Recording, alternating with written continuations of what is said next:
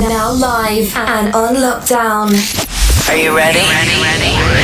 Broadcasting from Edinburgh, Scotland and across the globe. Listen here. You're listening to Ramsay Unleashed, Going Beyond Borders podcast on Hearts on Live Radio with your host, Fraser Ramsay. Hi, this is Afialitha from KingdomBeats.com. Proud to be a sponsor of Ramsay Unleashed, Going Beyond Borders on heartsonlive.co.uk. Good evening and welcome to another Saturday night on heartsonlive.co.uk and another edition to Ramsay Unleashed, Going Beyond Borders. And we have another special guest all the way from Maryland in America, USA, just in case you didn't know what USA was. But yeah, it's Saturday night. It is the 1st of December, where you can pretty much officially bang out the Christmas tunes. You can pump them out, get them cranked up nice and loud and just blast them out. I love it, especially when the Hotter Shop has been playing them since like September. Kind of gets a bit boring after a while, but it's now, if you hang off and you avoid it, you can start cranking up the Christmas tunes now and start playing them and getting into that festive mood, especially when you've got the advent calendars and you start opening your first day of the advent calendar, if you like your advent calendars. If you do advent calendars in America, I wonder if we'll soon find out. My guest today is SHARON HARGRO Porter, so we'll be talking about her. She also has her own show, and we'll be talking about what she does there. She's certainly not shy from interviewing people. She also interviewed me when I was in Philadelphia, so it's the shoes on the other foot this time. So no holds barred, she'll be unleashed. She may not come back, but we will welcome her to the show. It's great to have her, and it's great to have all these guests in the past. We are coming up to Christmas. We'll have some Christmas tunes. And I just want to say welcome to SHARON HARGRO Porter. How you doing? Hello, welcome. Thank you so much. I'm so excited to be here. I know. Now it's the shoes on the other foot. Now I'm interviewing you, which is great. Oh no, what have I let myself into? Oh no. You think? So how's your day been? How's things going? It's the 1st of December. How's things in Maryland? You started your Christmas shopping yet? I have not. I've got to get on it. But it is a rainy day here in Maryland, in the States. Kind of cool, and it's really beginning to look a lot like Christmas. Okay, yeah. So it's certainly, it was nice to, obviously, catching up with you in Philly was great. It was happened to catch up with a lot of people in Philadelphia, and it was good fun. I enjoyed Philly. It's very like Edinburgh. Very, very. Absolutely. If you're coming to Edinburgh, you'd probably think, well, this is very like it. Philadelphia is like Edinburgh. It's very similar. It's just because you can walk around. But as I say, my addiction to Wawa coffee has to come back at some point, so I've got an excuse to go back to Philly. I love it. Wawa coffee. I can't. Do you have Wawa coffee? Well, no, it's brilliant. It is. I tell you. Oh, not that I want to see anybody, but just to come back for Wawa coffee. So, sorry, I know I'm in Philly, but I'm just coming to get Wawa coffee. So if you want to meet up, you know where to meet me. You'll find me in a coffee shop called Wawa. But yeah. Well, let's get, before we kick off into our interview, I thought, well, it is Christmas, and I like to get the Christmas tunes out, as I said, so I'm going to play our first nice wee Christmas tune to get us in the mood, and we'll kick off with talking about SHARON, talking about where she's from, bit of background, and we'll dive into the interview. But so I think it's time to get Christmassy, and time to enjoy.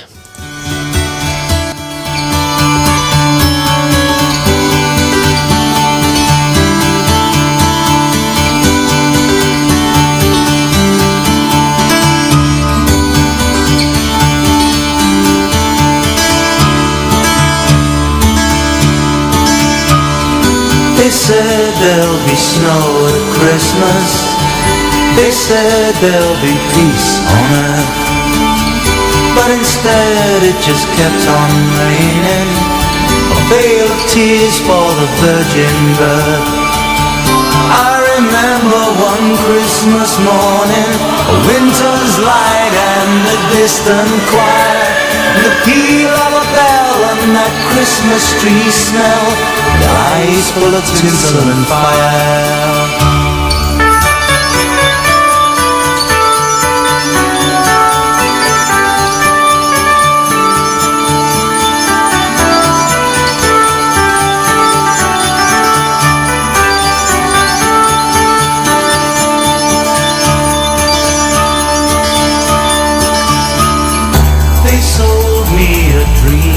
Christmas.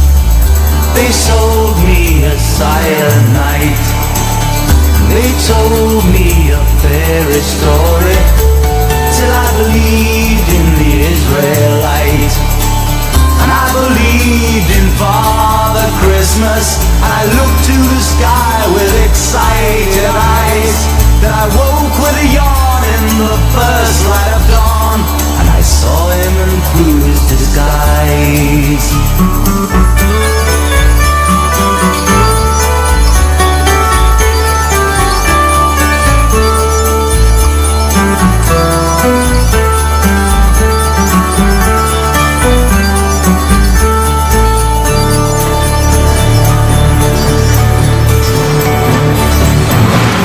I wish you a hopeful Christmas.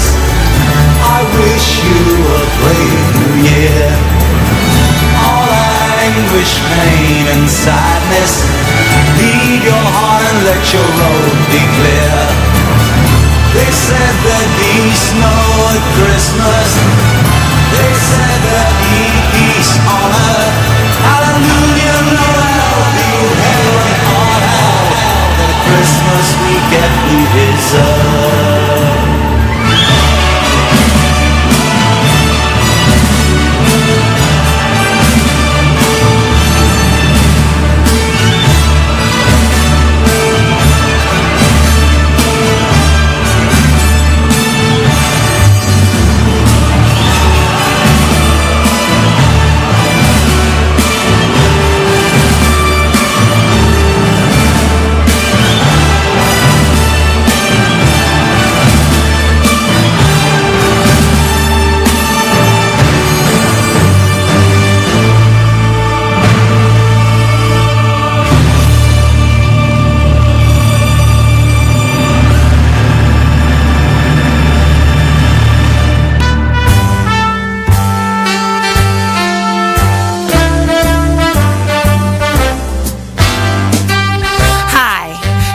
Benita Charles from BenitaCharles.com, all the way from New York City.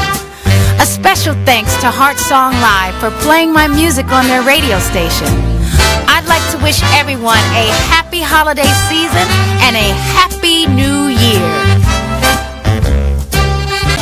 Welcome back to Hearts on Live. That was just getting in the Christmas mood, and then we're going to dive straight into my guest, Sharon Hargro Porter, all the way from Maryland.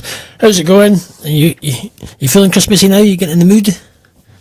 Absolutely, I love it. To kick things off, so let's dive in. So let's talk about. So Sharon, tell people who don't know who you are, where you're from, where you're born, brought up, kind of lifestyle, kind of get a background about who you are, etc. Absolutely. Well, I was born in North Carolina, which is in the southern part of the United States. I was born and raised there, went to college there, and actually did not move into Maryland until after college. And I am right outside our nation's capital, right outside of Washington, D.C. But I grew up as a advocate for education, and so I became an educator, Fraser. I became an educator. I was a teacher for several years. I held many other positions. I was an assistant principal and then ultimately a principal of elementary and middle school. And I did that for several years. And right now, as a profession, I coach new principals and new assistant principals in my career, and absolutely loving it and just loving everything that I'm doing with the entrepreneurship as well as my career. So let's elaborate. Let's talk about. So you were born in North Carolina, yeah? Were you born in North Carolina? Yeah. North Carolina, yes. So let's talk about family life. Was your parents from, or kind of background, kind of growing up school-wise? I mean, tell us a bit about life. Was it good, bad, or indifferent? It was actually a great childhood, Fraser. It was actually great. You know, I come from humble beginnings, but when I tell you that as I was growing up, I didn't know that, you know, we probably didn't have everything because I didn't want for anything. I had a hard-working father who, would work 2 jobs and 3 jobs if he needed to. My mom was able to stay home with us, so she was able to see us off to school, be home when we got home from school, have dinner ready, We had dinner at the dinner table growing up. So it was a wonderful, wonderful childhood, and I have no regrets. Got siblings or anything? Brothers, sisters? I do. Yes, I do. I actually have an older sister who is actually here in Maryland with me. Cool. And also I have two younger brothers. And one of them, they're here in Maryland, and then my other brother is in North Carolina. He's actually in Beijing right now. Oh, wow. Nice. At Thailand. I think he's in Thailand right now. Cool. But yeah, he lives in North Carolina, and so it was four of us. I have three nieces and nephews, and just wonderful. I have a bonus daughter. I've been married for 16 years. Mm-hmm. And I have a bonus daughter who is now in her 20s, just doing everything so wonderful. I went to school in North Carolina for my undergraduate degree, and just really enjoyed North Carolina. I love Maryland as well, but I love the great state of North Carolina. What part of North Carolina were you actually in? Winston-Salem. So I was born in Winston-Salem, born and raised, but I also lived in Charlotte, North Carolina, which is about an hour and a half from Winston-Salem. And then I also lived in Greensboro, North Carolina, which is in the same vicinity as Winston-Salem. And so I spent a lot of time, growing up around the state. Grew up in the church. My grandfather, a few uncles were preachers. One particularly was my pastor for most of my childhood. And so I grew up with a strong belief. And that has carried on through my adult life as well. What type of church was it? Yes. What type it was? It's a non-denominational. Okay. Absolutely. Cool. Non-denominational. And it's throughout the United States. Yeah, so there's a lot of non-German. So it's just a sort of standard evangelical style church, really. Yes. Yeah, cool. That's Absolutely. Good. So you involved in the church? Are you involved in the church anyway? I am. I'm involved in the church in Maryland, and I will say, actually in Washington, D.C., and I'm coming back. I just graduated, actually last year, I can't say just, but 2017, I graduated with my doctorate in education, and so that was a 3-year process, and for those 3 years, I was not doing anything. So I wasn't able to participate, to really fully be engaged with my church activities or any of the social things that I would do normally. And then it took me another year to recoup from all of that work. So this is my year to get back into doing everything that I was doing prior to studying for my doctoral degree. And so I'm excited to get back and do the work that I know I'm supposed to do. So when did you start being a principal, headmistress of a school? Absolutely. So 2002, I became an assistant principal, and then 2007, I became head. I became the principal of an elementary school, moved to middle school after that. And so, I've been a principal of 4 different schools in Maryland and in North Carolina. Were you kind of people like turn sheet white when they go, oh no, I've got the headmistress office, oh no, what have I done? Were they like scared, thinking, uh-oh? I love to think that I really connected with my staff, with my students, with my parents, and the community as a whole. I enjoyed my time as a principal. I really did. And now I'm enjoying even more helping novice principals and assistant principals. That truly is my passion. And I'm just grateful that I have the opportunity to do that through my job. It's a very large school district here in Maryland that I'm able to do that every day. So I'm very fortunate in that case. That's good. You see the kids, right, you'd be naughty, you go to the headmistress, oh no, don't please. I must be. So tell us some stories about being a headmistress, being a principal. Can you tell us any stories that was there really any bad kids or things, or just really daft things that happened? So, I'm going to tell you and I always say this, I grew up in North Carolina, and I actually returned there in 2011. After my father passed, I went back and spent about 2.5 years there and became principal. I was actually the first African-American principal at this particular school. And I did not really realize how prevalent racism still existed. And so that was really from the community. And this is a community that I was very familiar with. I had not worked as an adult there, only went to school through there. So it was very troubling. And I will preface that with not everyone. The community as a whole, the city as a whole, the town was awesome. I had very supportive staff, very supportive parents, and wonderful students. But I did encounter some individuals who were taken aback from having an African-American principal. And that was in 2011. So we're just talking 7 years ago. And that has been something that has just weighed very heavily on me. Right. But I still, despite all of that, I enjoyed my time at that school. Cool. And I enjoyed a principal. Absolutely. Absolutely. That's good. Let's, I'm going to play a wee tune here, and we can just get in the Christmas mood, and you can tell us a bit about what you're doing. Obviously, after you're leaving from being a principal, when you obviously, just tell us a bit about how you got into, you're doing about, not to go too much into media, because I know you do media and you're doing now teaching, but you've got a show as well. Really, you're obviously doing quite a lot. I mean, I've seen you on Facebook, you're kind of, how much, soon you've got a microphone in your hand, it's literally interviewing about 20 people in about 5 minutes. It's like, quick, grab, it's like, they can't escape. So I need, you've got we'll talk about that, what you're doing obviously now, but we can, how you all got into some of that stuff and just your education. Give us a bit more detail about just the challenges of doing it, and obviously it's being a principal is not it can't be an easy job, because obviously you're head and you've got to run a lot of stuff, making sure all the boxes are ticked and things like that. So you can dive it, just tell people more about it, etc. But we'll come back after a wee Christmas tune just to get back in the mood, and you can have a wee think about what you want to say next. And we'll actually we played it before, played it a couple of weeks. We've got Rick Parma, and we've also got Andrew Sullivan.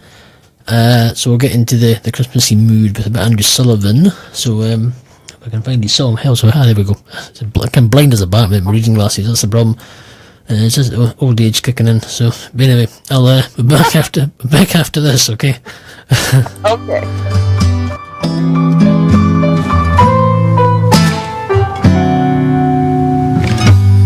Would it be crazy if I gave you a call? If we talked for hours and we had a ball? It wouldn't be crazy except that it's Christmas Eve.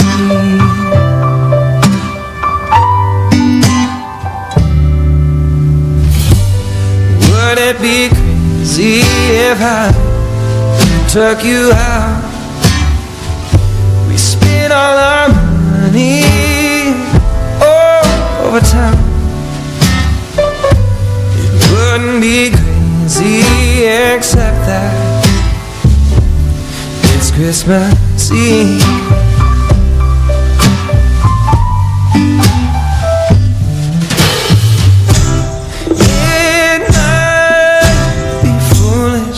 Or insane, but I've got nothing to lose and everything to gain.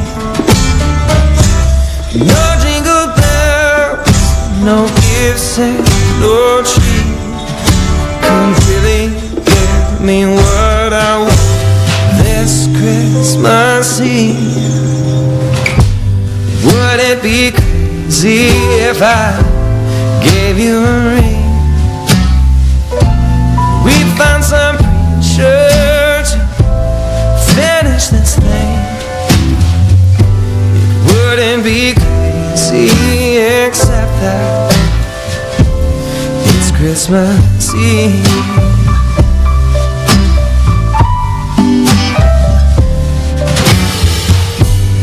Would it be crazy if I took you home and started from right now? We were never alone. It wouldn't be crazy except that it's Christmas Eve.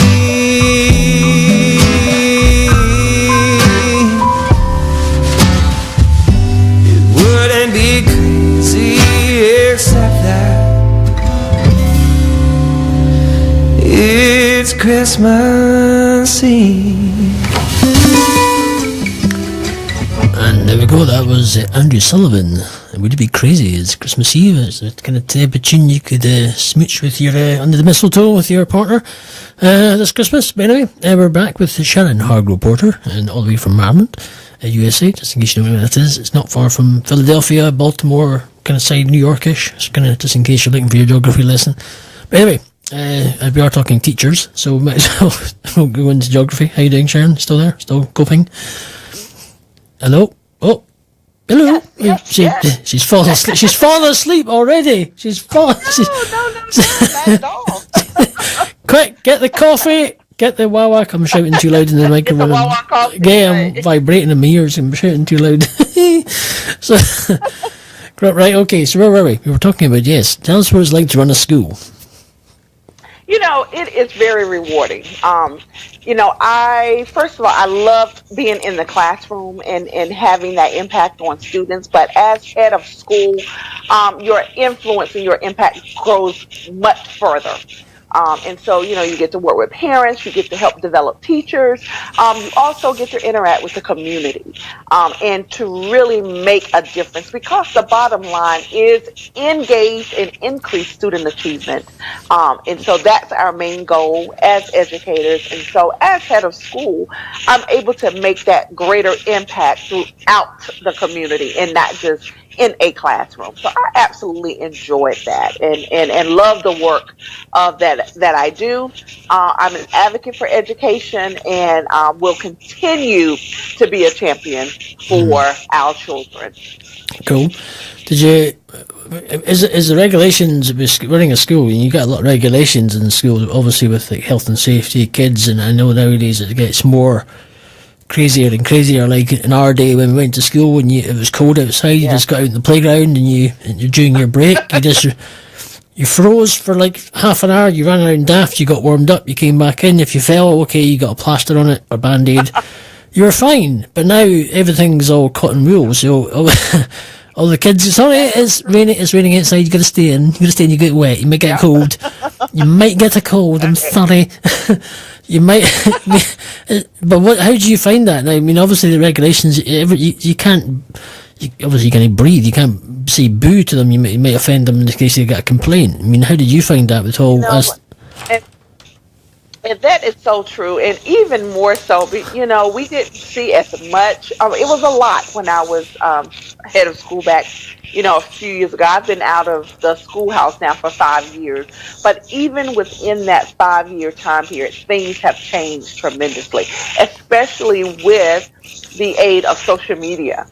You know, because now everything, of course, is being recorded and shown, and so you have to really account for that. When children are involved, you know, if there's a fight at the school, somebody pulls out a cell phone and they're recording. And so then you have, you know, the debate before it's even gets to be investigated. You know, people are already drawing conclusions as to what should happen or what did happen. And so with the increase of social media, things have become a bit sticky, I would say. Right. And so it really, times have changed, definitely from, you know, when we were in school, but even more so just from when I was principal just 5 years ago. Things have changed tremendously. And so it really takes a skilled individual to be effective as a head of school. It really does. Do you think do you think the way things have changed now, is it better or worse for teachers? Oh, you know what? I have to be honest and say worse. I think that teachers just cannot really catch a fair break right now. You know, you have gone you're in a society where a lot of times there's not hands-on approach with parents, that, a lot of good parenting is not necessarily going on. And so there was a time, when the parents and the teachers, they were all on the same page, right? Yeah. And so the discipline was consistent. You didn't disrespect the teacher because you knew that you would have to deal with your parents. But now you have parents that are, fighting or arguing or debating with the teacher, as well as the student. And so it becomes challenging. And that's not in all cases, but in a lot of cases, teachers are really faced with barriers and challenges to teaching. It's a different day. It's just as simple as that. It's not the old days when you could demand respect and respect was given as a teacher. It's just not so anymore. But also, you have to look at it on the teacher side. You also don't have a lot of teachers that are totally committed like they were back in the day. You have, now I know many teachers who are very committed, but then you do have some, and it's difficult to maybe get them out if needed. So it's a two-way street, the committed teacher, the highly qualified and effective teacher, as well as that parent or student who is committed to doing what they need to do to have the learning take place. Okay. Do you think kids are just too wrapped up in cotton wool now, and they can't? There's just no. And nowadays in schools, all the kids tend to be taught you win even if you lose, and there's no like teaching kids these days of that to lose, that you have to try and win so you can develop and grow in life. So now every child these days, when they grow up, they're going to just know that when it comes to losing, they're not going to know how to handle losing, because these days Right. everybody wins. What's your thoughts on that? Exactly. Yeah, absolutely. A lot of concessions are made for students these days, I would say. And it's not real life, because you're not going to always get that break or get that do-over or what have you as an adult. And I think that we, as educators, have a commitment to our students to really prepare them for society, to prepare them to live in this world, and that it's not a false sense of what the world really is. And so I think there can be a little more integration of that. We have to have compassion also, and we know that we learn through our setbacks and failures. So I'm not saying that students shouldn't have opportunities to go back and correct and do things over, but there should be limitations to that, because if they are working in a job and something is not done right, it is very possible that they will be fired from that job and will not be given another opportunity. So I just think we need to mirror society a little more in our schools. That's good. So tell us about obviously now you've left as principal. What did you do afterwards when you left? Absolutely. So I am the CEO and owner of Perfect Time SHP, which is a coaching, consulting, and book publishing firm. And I absolutely love it. I coach people to write books, and I publish books. I specialize in the anthology, and that's where individuals come together to write a book with a common theme. And so I have published now, I want to say 8 books, with 5 more that will be out within the next few months. 5? I'm really excited about that. Yes, I'm really excited. 5 other, my first client that I published hit #1 on Amazon. You don't know our stories from trials to triumph. That was my first client published, and so I'm so excited about that. In addition to that, I am the founder of the Grind Entrepreneur Network. That's where I work with aspiring and emerging entrepreneurs, as well as educators who also would like to become entrepreneurs, which I call my edupreneurs. That's the Grind Entrepreneur Network. In addition to that, I host 4 podcasts. I love podcasting. That is a true passion of mine. And it basically is for educators, for authors, and for entrepreneurs. And then finally, as you mentioned, I have a live studio show the I Am Dr. Sharon show. That is a weekly interview show where I interview, again, with my three focus, which is educators, authors, and entrepreneurs. And we also have community members as a part of that interview process. And I've only been doing that for almost a year. It hasn't even been a year yet, Fraser. Not even a year yet. It'll be a year in January. So let's go to the books. So you become an author, you're coaching. So are you just writing, you see, I mean, tell us some of the books that you've been involved in, the stories or what they're about, some of the people that have written stuff. Absolutely. Get a bit more in depth. Absolutely. The first one is Next in Line to Lead, and that was a book with 9 assistant principals who were aspiring to become principals. That one, all of them are available on Amazon, but they actually detailed their journey as they prepare to become principals. Mm-hmm. And they were from all over the United States. Actually, 2 of them are now sitting principals. So we're really excited about that. One, Damon Quall in South Carolina, and then Dr. Najala Solomon, who's in New Jersey. They are both principals currently. The second one was Class of 2017, What's Next? That was a book where I featured 15 graduates from 2017. And that was high school graduates as well as college graduates. And again, they just shared their information on getting to that sacred graduation day. The next one I would love to talk about is Women Who Lead, Extraordinary Women with Extraordinary Achievements. This featured 21 phenomenal women from all walks of life, industries. We had engineers, we had medical doctors, we had educators, we had HR professionals, we had speakers, authors, 21 dynamic women to really share their story. We also had a U.S. actress and singer, Maria Howell. She's been on several shows. She starred in The Color Purple, the movie that was here with Whoopi Goldberg started in it. If you're in, yes, and so she's one of the authors. Cool. But it really is a phenomenal book, I tell you. And and that's just now my passion is making sure others get published.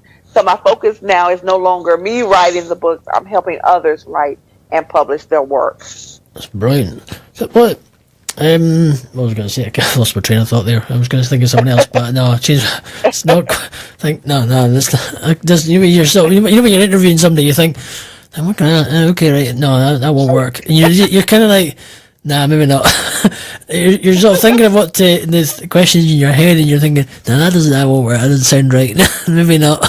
And you're kind of like having to twist. It's like, it's crazy. You know the dramas of interviewing people yourself. You're sitting there thinking, right, okay, but yeah, I'm just completely, I'm drumming. Brain in gear.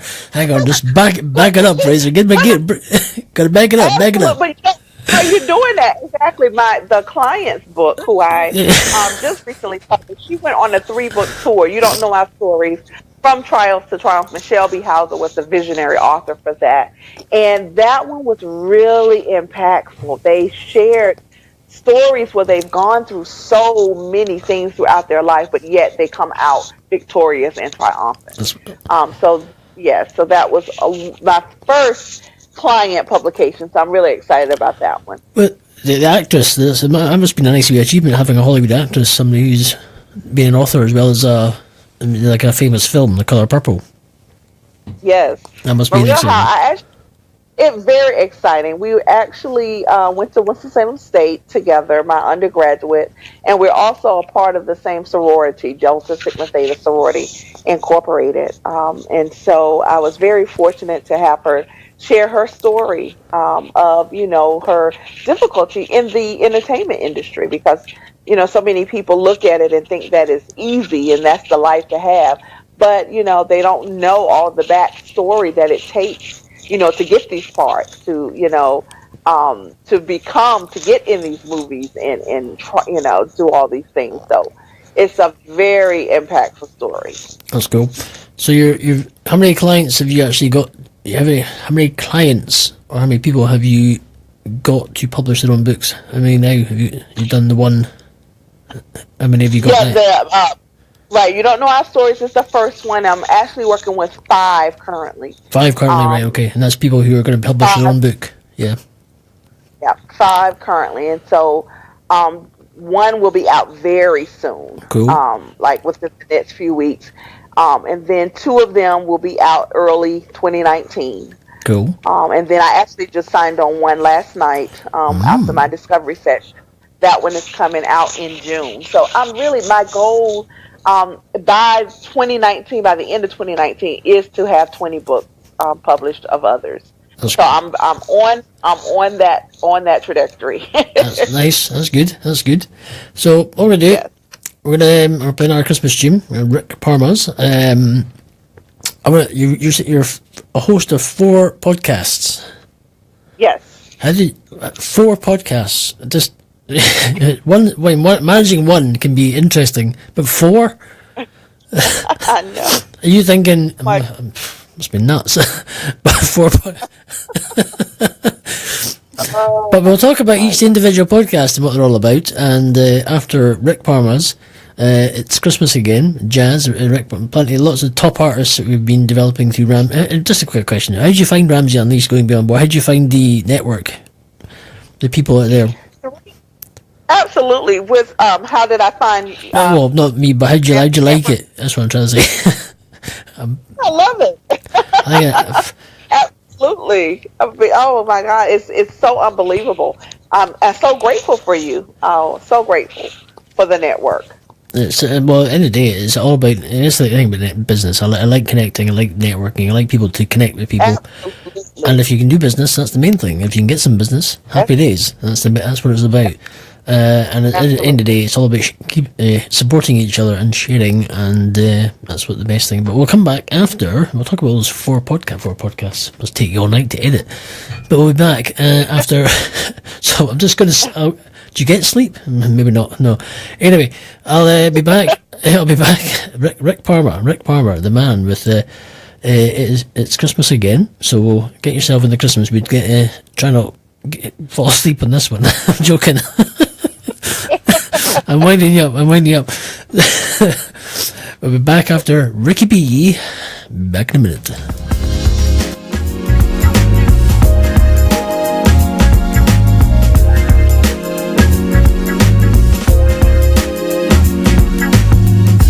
Christmas lights up on the tree,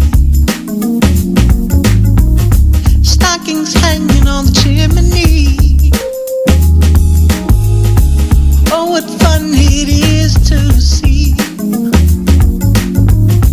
having good times with family. Oh, what a time, it's Christmas again. Oh, what a time, it's Christmas again. And oh, what a time, it's Christmas again. The only gift I want this year is to have my family near. This Christmas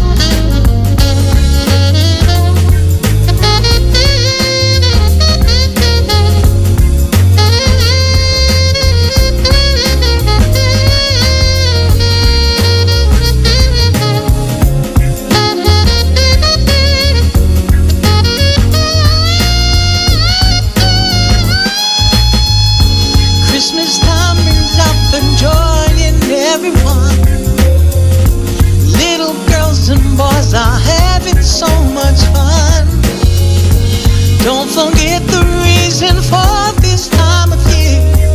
So tell the ones you love you're bringing blessings from above this Christmas.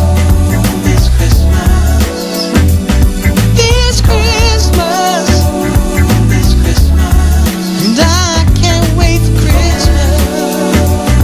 This Christmas. I can't wait for Christmas. This year. Oh, I can't wait.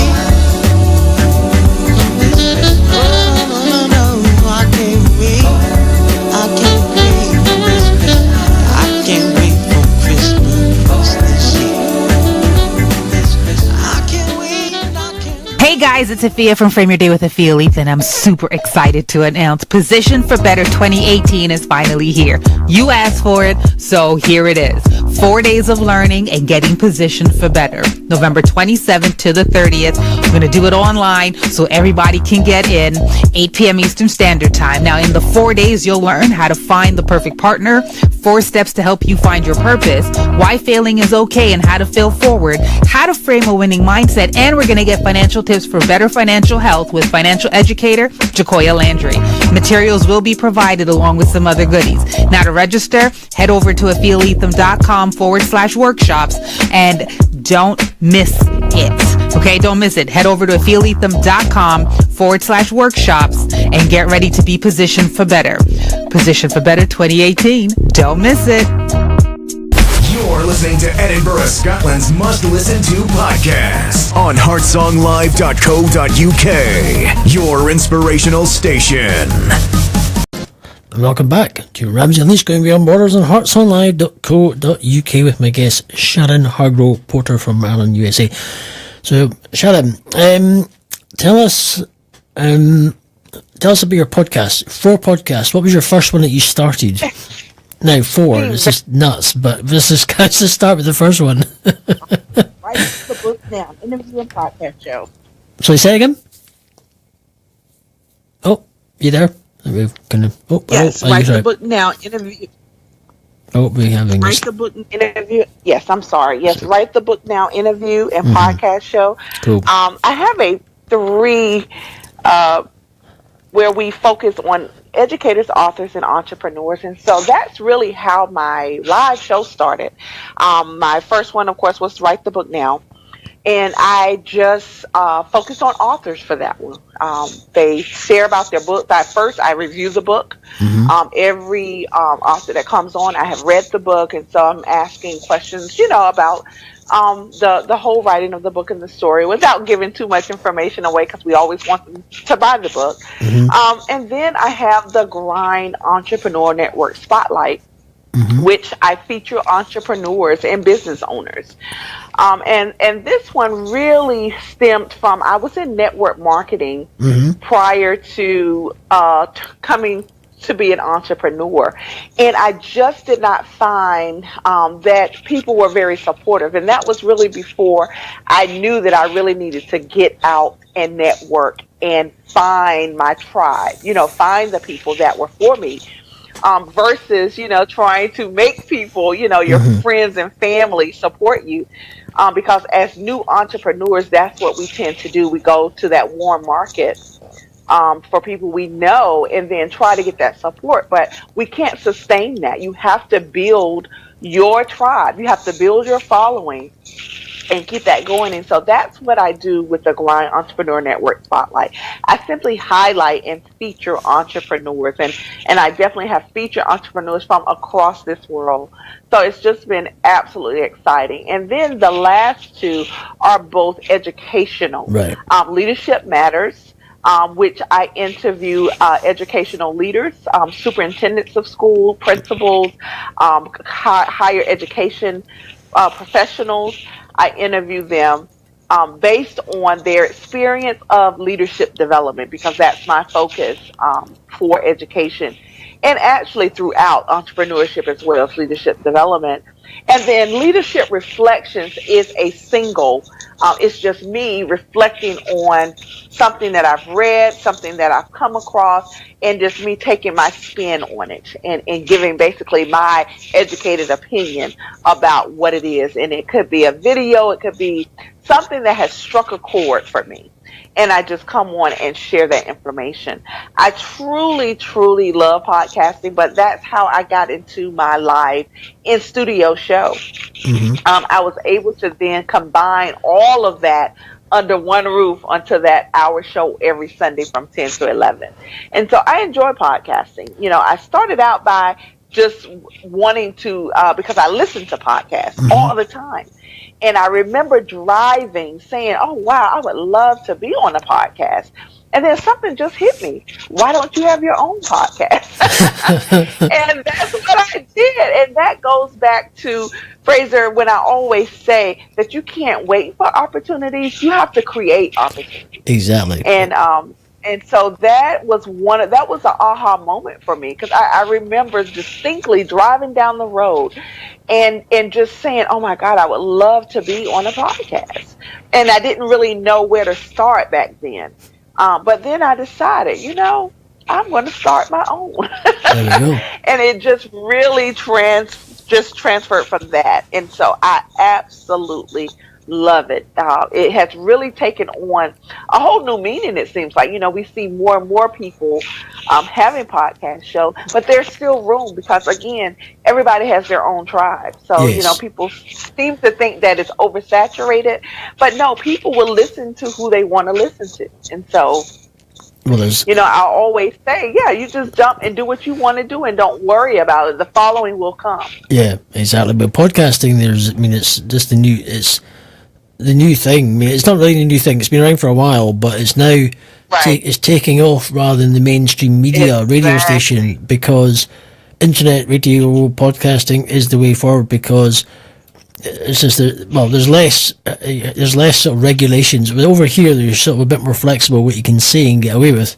Maybe in America, there's not, but you're a little bit more somewhat flexible. You can maybe be a little bit un-PC, or you get away with it just. Yeah. So, but maybe a bit slightly different there.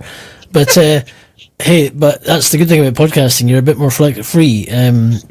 Obviously, you can't. There's things on like a proper radio station, like you can't really say and not say, because you're getting into trouble. You gotta knock at the door and say, "Excuse me, did you do this?" No. Okay. But yeah. So it's so it's like it's more popular doing podcasts because you're more free. And I think the good thing about podcasts, because everyone is on the go these days, and everyone's so fast paced, you want to be able to listen to them while you don't have time to sit and listen to radio. You want to listen to podcasts while you're on the move. And that's probably why the good thing about podcasts are getting more popular each day. So the kind of people you interview, I see you interviewing with you were doing a platform that you've kind of rebranded. You've not rebranded, but you've kind of got your own brand now, the Dr. Sharon Show, because you kind of transitioned a little bit recently.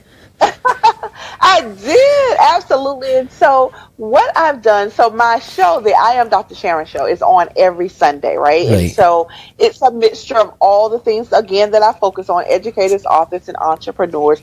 So what I'm doing now, I'm rolling out a sequence of specialized segments. And so the first one that I'm rolling out is my educational segment, which is called Education First. And so what I've done, I have 4 other co-hosts that are what I call powerhouse educators, who will be coming along with me, and we are going to be dealing with the hot topics in education today. And so it's a variety. I have Kalisa Wing, who is going to be a co-host, Dr. Essen McCoy, who's going to be a co-host, Dr. Anna Santiago, as well as Desmond Williams. These are all proven, wonderful educator leaders who will be pulling out the stops for educational topics. So it's going to be awesome. And for each month, I will be rolling out an entrepreneur segment as well as an author segment.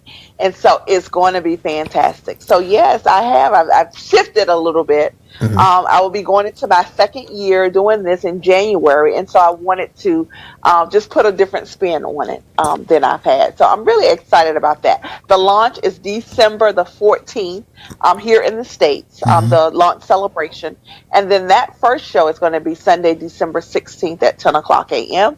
Eastern Time on urbanstylemedia.com. So it's going to be exciting because I have wonderful co-hosts to go through that. So it's going to be wonderful. Thank you for mentioning that. I know. It's a big rebrand. So because you were sort of vacant for a little bit, then you had to, because of the rebrand, you've kicked off and now ready to rock and roll. Yes.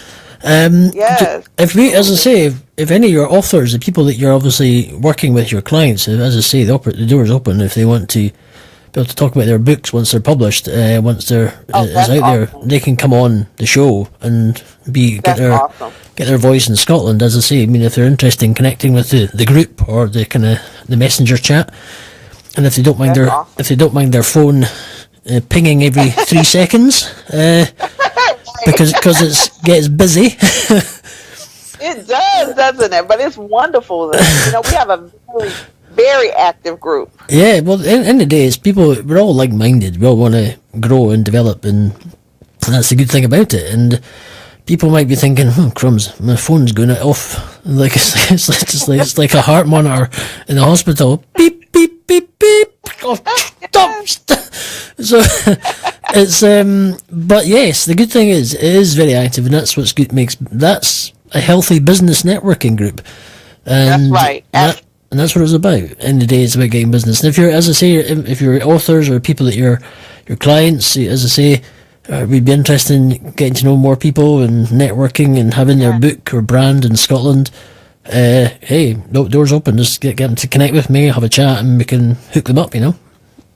Absolutely, I would definitely do that. Because at the end of the day, it's about sharing the brand, sharing you, supporting each other, and as I say, it's bringing the opportunity that they may never have to. You're opening door to Scotland, really. You're coming to Scotland, bring your thank you. You know what I mean? So that's the thing, that's what it's about. It's about supporting. That's what it's about. Yeah, absolutely. And absolutely. It's all good fun. So tell us, what's your plans for the future? What you want to aim for? What's your sort of goals? Absolutely. So the biggest thing, Fraser, that's coming up soon is the opening of my firm, my brick and mortar coaching firm, and my own studio. I am so excited about the Perfect Time SHP Studio opening. And so it will be soon. It will be in the spring of 2019. And so I will actually have a place where my local clients can come and I can conduct business, as well as my own studio. And so I've been anticipating this now for several months. I've had a few setbacks, but one thing about me, my motto is keep grinding. I don't believe in stopping. So it's like I said, it's been a few hiccups, but we are moving on, and I am believing and trusting that in the spring of 2019 we will be open for business.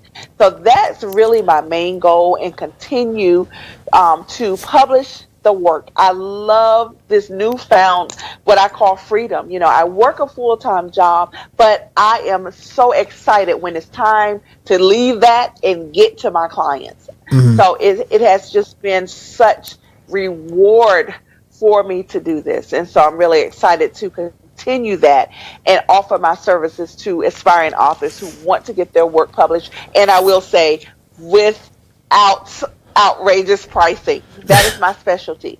I do not believe in that. And I don't knock people who charge a lot for that, because people are paying it.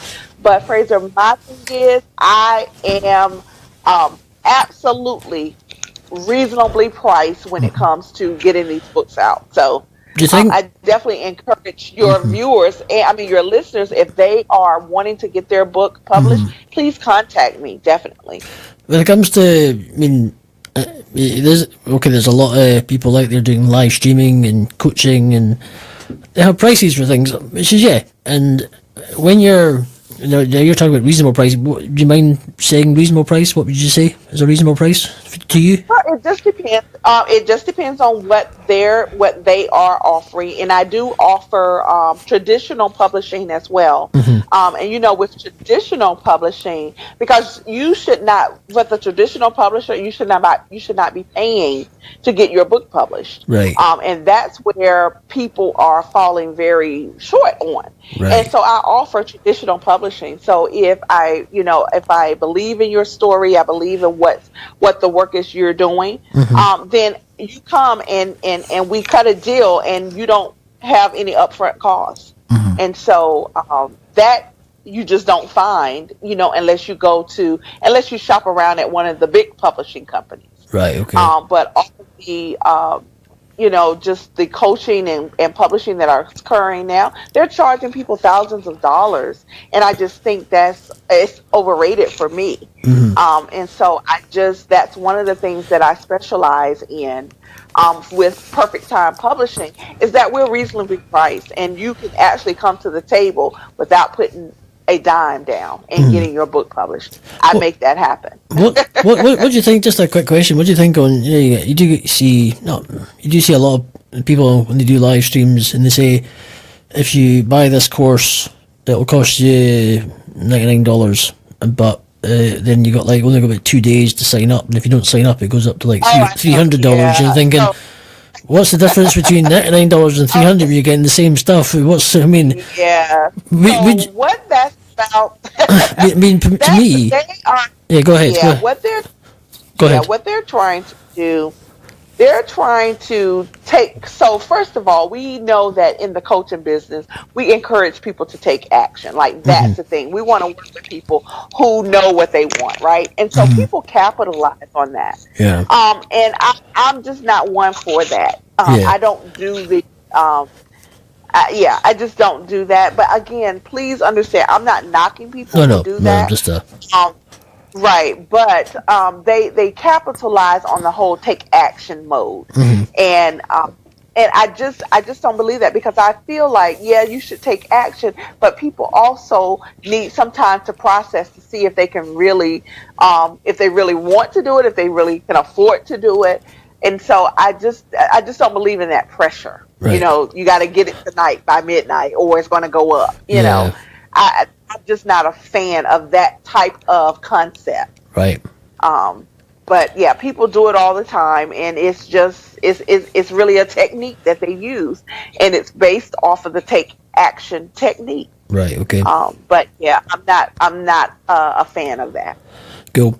Well, great. Our time is running out. We want you to give us a closing segment, and you can close up and give us any words of wisdom or Christmas messages you want to share with people. And you go. Absolutely. First of all, I just want to say happy holidays and Merry Christmas to everyone. And I'm so excited to have my voice in Scotland. I am just so grateful to you, Fraser, for opening up this opportunity. And definitely, if your listeners are there, please follow me across social media at I am Dr. Sharon, and that's Dr. Sharon. I am DrSharon on Facebook, on Instagram, and on Twitter. And definitely, if you are in need of publishing, if you are wanting to write a book, definitely contact me. I can make it happen for you with less than you think. So, Fraser, thank you so much. And we'll have all your links in the show notes afterwards, where people can connect with you from website to Instagram, Facebook, wherever your links are, so people can connect with you. And hopefully, you'll get some business out of it, etc., or some phone calls or blah, blah, blah. You never know. So, to everyone who's been listening, thank you to my guest, Sharon. So, thank you for coming on, and thank you for being part at short notice as well. Thank you for my people can be busy, but thank you for coming on. And it's been good. It's been a bit of it's been a bit nuts, but fun and great. It's been great. It's been being interviewed, interviewing Sharon, because she interviewed me. We did a video thing live on Facebook in Philadelphia. So I got my lift, not my Uber, got a lift to the hotel she was doing. She was doing some stuff, and then we sat in one of the lobby parts of the restaurant. I mean, you interviewed me. It was quite fun. I can't remember. It was so long ago. It was actually 2 months ago already. It's scary, Right. scary how time flies, to say the least. But anyway, thank you for being on the show, and to everyone, it is the 1st of December. I hope you're, whatever you're doing, it's prepping for Christmas. Merry Christmas, Happy New Year when it comes. As I say, till next time, we will, next week is Aaron Rigdon from Canada, singer-songwriter. Look forward to chatting to him, and we'll catch up with you later. So take it easy, and good night.